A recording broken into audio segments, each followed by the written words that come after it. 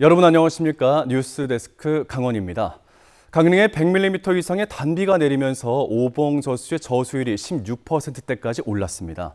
농촌용수 종합정보 시스템에 따르면 오늘 오후 5시 기준 오봉저수지의 저수율은 16%로 전날 13%보다 3%포인트가 높아져 7월 23일 이후 52일 만에 오름세로 돌아서 어제, 오늘 이틀 연속 상승했습니다. 한동안 산간 지역의 물이 저수지로 흘러들어오면 저수율은 25%에서 30%까지 회복될 수 있을 것으로 기대됩니다. 강릉을 포함한 동해안에는 오늘 16일 밤부터 17일 밤까지 비가 한 차례 더 예보돼 가뭄 해소에 도움이 될 수 있을 전망입니다. 지난 이틀 사이 내린 비로 일시 중단됐던 소방당국과 군부대의 급수 운반이 오늘 재개됐습니다. 소방당국의 대용량포 방사 시스템을 통한 비상급수 역시 우천으로 잠시 중단했다 오늘부터 급수에 다시 나섭니다. 강릉시는 남대천 용수 개발과 지하수 관정을 통해 8,702톤, 대용량포 방사 시스템 7,000톤, 운반급수 6,909톤 등 모두 37,875톤을 추가로 확보할 것으로 내다봤습니다. 한편 최악의 가뭄을 겪고 있는 강릉시에 성금과 생수 지원이 잇따르고 있는 가운데 강릉시는 약 200만 개 생수를 시민들에게 배부했습니다. 영월군 시설관리공단 공무직 노조가 공단을 상대로 임금체불 소송에 나섰습니다. 영월군청 공무직에겐 정기상여가 이미 지급되고 있고 시설공단의 일반직도 똑같이 적용되는데 공단 공무직들만 못 받고 있다는 겁니다. 보도에 이병산 기자입니다. 영월군 시설관리공단 공무직 노동조합은 지난 2023년 12월 말 통상임금을 지급하라는 취지의 고용노동부 진정 최고장을 공단에 보냈습니다. 정기상여와 명절 휴가비 등을 통상임금으로 적용해야 한다는 내용이었습니다.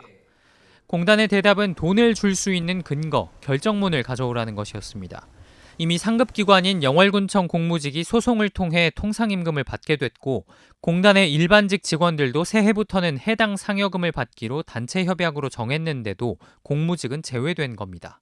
그때부터 하는 말이 받을 근거를 가져오라 그랬어요. 받을 근거. 그러니까 받을 근거라는 게 참 처음에는 무슨 말인가 했더니 소송을 하라는 취지였었어요. 실제로 충북 충주시나 경북 안동시 시설관리공단은 노사협의 끝에 공무직에게 통상임금을 지급하기로 결정한 사례가 있음에도 소송을 종용했다는 겁니다. 이미 지난해 12월 통상임금 관련 대법원 판결로 소급분을 제외한 통상임금은 의무적으로 지급해야 하는데도 소송까지 오는 과정에서 협의 한 번 없었다고 주장합니다.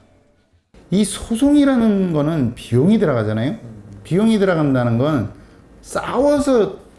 싸움에 대한 비용이 들어가는 건데 노조하고 사측하고 왜 이걸 싸워서 받아야 되는지 이해도 안 갔거니와 노조는 결국 지난 2월 민사소송을 시작했습니다. 이렇게 시작된 공단과 노조의 통상임금 소송은 지금까지 2차례의 기일을 거쳤습니다. 재판에서 노조 측이 승소할 경우 지난 2021년 10월부터 2024년 10월까지 공무직 50여 명이 받아야 했던 통상임금 최소 1억 원에서 최대 2억 5천만 원을 공단이 내야 합니다. 한편 이와 관련해 공단은 이견 없이 지급할 수 있는 통상임금도 지급되지 않은 건 노조에서 소급 적용을 내세웠기 때문에 그 부분에 합의되지 않은 면이 크다고 밝혔습니다. MBC 뉴스 이병선입니다. 행정과 수업 진학까지 지원하는 교육용 인공지능 시스템인 강원 아이로가 이번 주 중에 정식 서비스를 시작합니다. 교육 현장에선 AI를 통한 수업 혁신과 행정 업무 간소화의 도구가 될 수 있을 것으로 기대하고 있습니다. 김도균 기자입니다. 인공지능 교수학습 플랫폼 시연의 현장. 생활기록부와 지망학과를 입력하자 인공지능이 분석을 시작합니다. 잠시 뒤 학생의 활동 내용과 성적에 적합한 학교와 학과까지 추천합니다. 강원도 교육청이 개발한 차세대 교육용 인공지능 강원 아이로입니다. 학생 맞춤형 학습을 돕는 것은 물론 교사의 수업 설계와 행정 업무까지 지원하도록 설계됐습니다. 학생들의 능력에 따라서 맞춤형 그런 교육 자료를 제공할 수도 있고요. 선생님들께는 그 수업 설계부터 수업, 그다음 평가 방법까지 다양한 교사들이 특히 주목하는 기능은 수업 설계 지원입니다.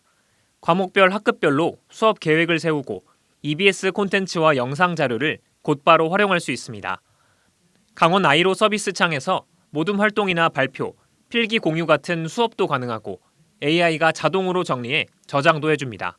소규모 학교 여러 곳에서 수업하는 겸임교사들에게 특히 유용해 보입니다. 내가 뭐 유튜브나 이런 걸로 제시를 먼저 해주고 수업과 관련된 영상이나 같이 공유할 수 있어서 좋을 것 같습니다. AI를 활용한 기능도 돋보입니다. 학생이 푼 문항을 채점해 수준별 학습 콘텐츠와 문항을 제공합니다. 또 글쓰기 과제를 내고 첨삭까지 지원해 학습 효과를 극대화합니다. 생활기록부 분석을 더하면 희망대학 학과에 맞춘 전략과 합격 가능성까지 알려줍니다. 다양한 방면에서 교과를 선택하고 학과를 선택하고 있기 때문에 담임 선생님 입장에서는 조금 더 폭넓은 교과나 학과를 선택하는 데 좀 많은 도움을 받지 않을까 하는 기대를 하고 있습니다. 강원 아이로는 이달 18일 신청한 학교에서 정식 서비스가 시작된 뒤 2027년 3월부터는 모든 학교에 도입될 예정입니다. MBC 뉴스 김도균입니다. 지난 10일 춘천에서 열린 이재명 대통령의 강원 타운홀 미팅과 관련해 지역의 정치권이 엇갈린 입장을 냈습니다. 더불어민주당 도당은 대통령과 강원도민들이 자유로운 토론을 펼치는 장이었다고 평가한 반면 국민의힘 도당은 지방선거를 앞두고 민심을 호도하는 전국 순회 이벤트라고 비판했습니다. 이재명 대통령이 김진태 지사의 발언을 제지한 데 대해서 국민의힘은 대통령이 여당 당협위원장에겐 발언권을 주면서 야당 소속 김 지사의 발언은 매몰차게 끊었다고 했지만 대통령실은 행사의 취지에 걸맞게 도민들에게 우선 발언 기회를 주는 것은 당연한 조치라고 반박했습니다. 원주시 태장동 현축답 주변에 호국 보훈공원 조성 타당성 용역이 추진되는 가운데 원주시 의회 호국 보훈공원 특별위원회가 발족했습니다. 시의회는 최근 259회 임시회에서 박한근 의원을 위원장으로 하는 특위를 발족하고 내년 지방선거 전까지 원주시에 대한 지원과 호국 보훈공원의 역사적인 가치를 조명키로 했습니다. 지난해 말 지역에 흩어져 있는 참전용사 기념비를 비롯한 30개 현충시설을 한 곳에 모을 필요가 있다는 조용석 시의원의 제안에 따라 원주시 호국 보훈공원 추진이 본격화된 데 따른 조치입니다.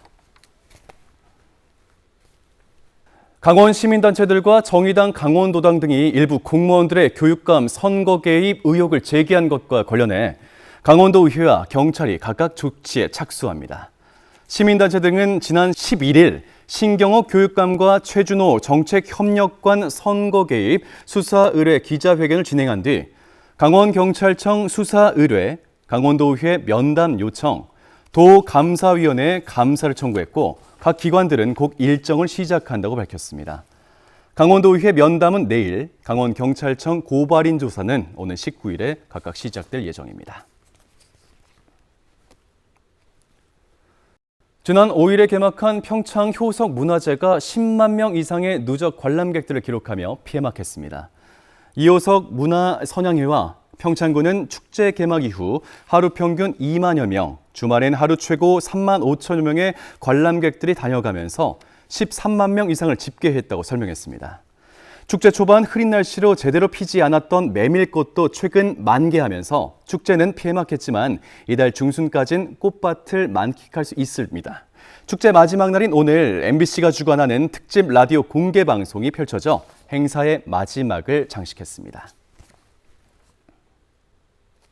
춘천시와 강원정보문화산업진흥원이 주관한 2025 춘천 원도심 페스타가 지난 12일부터 오늘까지 춘천시청 광장과 명동 등 8곳에서 열렸습니다. 김나영, 존박, 치즈, 케이시 등 가수들의 공연과 함께 춘천 청소년 문화의 집 등 지역 단체들의 무대가 이어졌습니다. 지역 상인들이 직접 플리마켓을 운영하고 원도심 상권 영수증으로 사은품 증정 이벤트를 진행하는 등 지역 소비 촉진 활동을 벌였습니다. 지금까지 뉴스데스크 강원이었습니다.